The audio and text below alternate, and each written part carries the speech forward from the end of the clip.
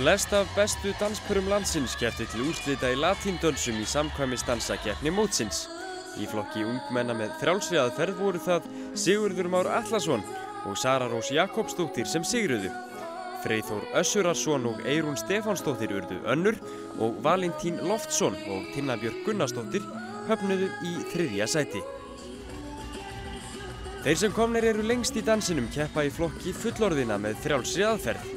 Keppnin jafnan gríðarlega hörð og þar hafa keppendurnir flestir æft dans frá 5 ára aldri.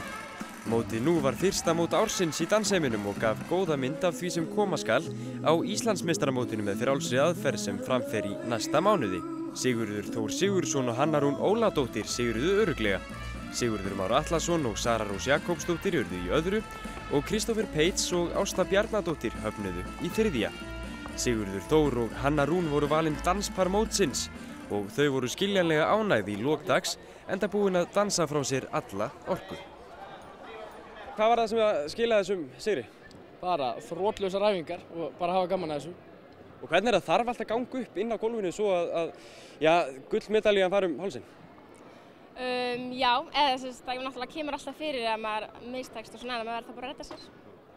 Og hvað með æfingarnar svona hjá venjulegu dönsunum? Hvað eru það að æfa mikið fyrir eins og bara eitt svona mót? Hvað?